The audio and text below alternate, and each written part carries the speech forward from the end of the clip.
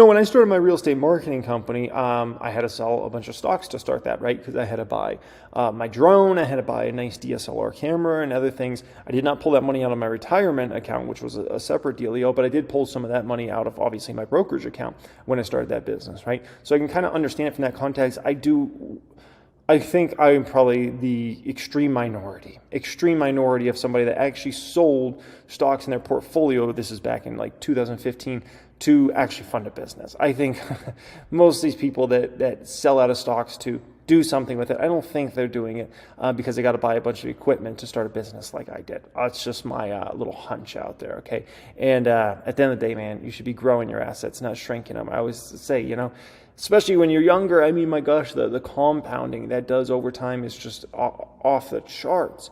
But, it's unfortunate. It is what it is, okay? Build your assets, man. Plant your trees. Build it up into a big pile. And someday it's so much money that, it is what it is, right? And more income than expenses. You have more income than expenses. You don't have to worry about all that, right? The problem with all this AI stuff, okay, don't get too overhyped with all this, okay? Because what the biggest issue is the exact same issue that Tesla's been running into with self-driving software over the past 5 years or so, okay? This huge, massive issue is getting that last 5% perfect. That is the hardest thing when it comes to AI, okay? And so what I mean by that essentially is, he's mentioned about reading over legal documents, right? And I'm sure it could do a fine job with a lot of the legal documents, but it's that last 5% getting that perfect. And until that's perfect, that's a big step to get that last bit perfect. That takes a long time to get that last part perfect, to get it as good as a human, if not better than a human. That's the holy grail, and that's what takes so much time. And as Tesla, who, obviously Elon Musk has felt like they could be at, where Tesla is today, he thought they were going to be there 5 years ago, 6 years ago, right? And the reason it's been so hard to get a vehicle to drive better than a human is that last 5%. That weird situations that happen, that construction zone, that confusing situation and signage that doesn't make any sense. These sorts of situations, right? And driving to space rather than just following a lane, right? And that's the hard part, but that's reality of driving, right? And so everything in AI, it's about getting that last little bit perfect. And until you get that, I don't want to say it's worthless, but it's just like, it's not there. It's not there. And if you're going to count on AI to read a legal document for you, right, then dang, it better be perfect, or it better be better than a human, or at least as good as a human, right? And if it's not, then I don't want to say it's worthless, but it's pretty dang close to worthless at that point in time, right? So these are the important things to remember. It's that last little bit. And that's why you can't get too overexcited about all this AI, because people are going to find that last bit is where the magic is. All this talk about AI, it's going to just drive crazy amounts of business to Palantir. It's ridiculous, right? I mean, what did Alex Karp say on the last conference call? That was probably the biggest thing, in my opinion, he said. And look at the press release. The line that was the most important was, without precedent. The demand for their new AI product is without precedent, he said, okay? And so that just means it's overwhelming in terms of how many companies now are trying to contact Palantir and see what they got going on. That's huge, man. It's going to mean a lot of closed deals for Palantir, and ultimately it's going to mean absolutely massive revenues, and obviously profitability will take care of itself over the next few years. So that's what I read from all that, man. Meta was the most mispriced big large cap stock I've ever seen in my life, okay? People were selling this stock at $88. Wait to see some of the prices people sold me Meta stock at. Wall Street sold me Meta stock at 70, 60, 50. That's what they were convinced Meta stock was going to, right? And this stock is still stealing money. It's still stealing money even after this big climb. It's trading at a forward P of 20, which, by the way, analysts are off on their numbers. In my opinion, it's actually trading at a forward P of about 17. That's a story for maybe later in the video. But this stock's still stealing money at this point in time.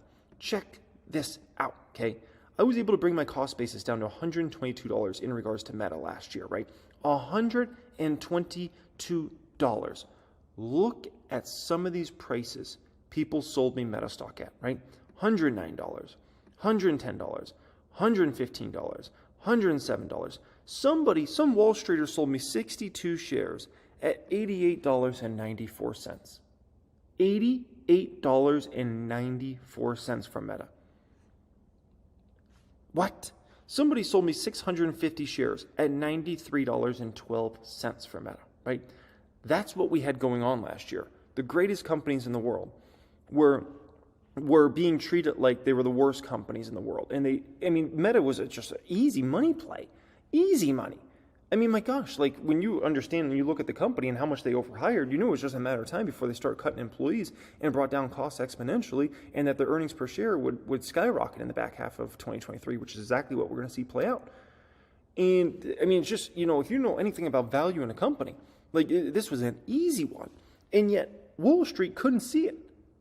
They couldn't see it. And they sold the stock at $90, at $80. And it's just like, what for, man? What for? The reason being is because they were so convinced that we'd have a much bigger crash and Meta's going to go down to 70, 60, 50, something like that, right?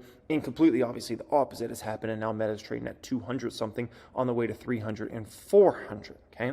You got to ask yourself what stocks control the market, right? We know what controls stocks over time in terms of how they're valued, but what stocks control the market? There's a few stocks that control the market, okay? This is S&P 500 weighting. And basically, two stocks really dominate the weighting of the S&P 500. It's Apple and Microsoft. They make up roughly 14% of the weighting of the S&P 500. So if Apple's doing great, if Microsoft's doing great as far as stock price goes, it's going to likely pull up the whole market. If they're doing really bad, they're going to pull down the whole market, right? And then if you take the 15 biggest stocks in the S&P 500, right? It's 500 stocks, but let's be honest, 15 stocks are the ones that really matter. They make up roughly 34% of the total weighting. So basically, the biggest big dog companies in the S&P 500 are what controls the whole market, okay? And you could look at the NASDAQ 100, it's the same exact scenario. Actually, the NASDAQ 100 is even more extreme in terms of the weighting to the biggest stocks out there. So in order to get the stock market to crash, you need these companies to have their earnings tank in the second half of this year and into the first half of 2024. Remember, everybody's looking 6 to 12 months in front when it comes to the stock market, right? So what are my opinions on this, okay? Apple, I don't expect their earnings to necessarily tank in the second half of 23 through the first half of 24. I also don't think they're going to be good. And so I gave them a blue, okay? Microsoft will actually have their earnings go up during that time. Certainly not tank. Amazon's going to be up substantially after the cost-cutting measures they've done recently. You're going to actually see their EPS and their net income take off like a rocket ship in the second half of 23 and into 24, okay? Alphabet, as far as Google McDougal goes, I don't know, okay? I would expect there to be slight growth there, but certainly not tank, I can tell you that much. NVIDIA, likely going to actually see their earnings go up in the second half of 23 into the first half of 24. When you understand like what they're getting for their AI chips, oh my gosh, okay? Berkshire Hathaway, I would say that's kind of in the middle. I could see them having earnings go down slightly or up slightly in the second half of 23 through the first half of 24. You have some businesses that are going to do bad, but they also have some businesses that are going to do actually much better during that time period. Meta, are you flipping my flapjacks? Meta's EPS is going to take off like a rocket ship in the back half of this year and through the first half of 2024. It's going to be like night and day difference for that company. I mean, they don't even need major revenue growth right now. They could have revenue go up 5%, 7%, and you're going to watch their net income go to the moon. I can tell you in the back half of this year through the first half of 2024. Complete opposite of tank, right? United Health, I wouldn't be surprised if they're up slightly. Good old Tesla, I think that's a wild card. I don't expect their earnings to necessarily tank. I don't also expect their earnings to skyrocket. So I'm kind of in middle ground. ExxonMobil's the one I'm actually fairly confident in. You're going to see their earnings kind of tank here. Doesn't mean they're going to start losing money or anything like that. It's just you're going to see likely in the second half of 23 through the first half of 24, their earnings being down quite a bit. That's my opinion on that, okay? Johnson & Johnson is a little confusing because they're splitting off one of their businesses, so that's kind of like a middle ground. JP Morgan, I wouldn't be surprised if you see their earnings actually accelerate. They just got a sweetheart deal for First Republic. Visa, just consistently always has their earnings going up, and you never see their earnings pretty much tank. It's just unrealistic, right? And Procter & Gamble, I wouldn't be surprised if their earnings actually go up in the second half of 23 through the first half of 24. It doesn't tank. So when you look at it from that perspective, like there's one stock I'm confident that their earnings will tank. And outside of that, there's nothing. And many of these stocks are going to see their earnings absolutely skyrocket in the back half of this year going into 2024. So you're not going to have a tank situation here, which means how are you going to get the market to crash if these earnings aren't going to tank, okay? the conclusion from this portion is, in order to get the market to crash, you need two things. You need earnings to fall off a cliff, and you need, obviously, the biggest big dog companies like Apple, Microsoft, Nvidia, Amazon, Meta. You need all those stocks to crash 20 to 50% in order to get a market crash, right? Tough sledding in regards to that, okay?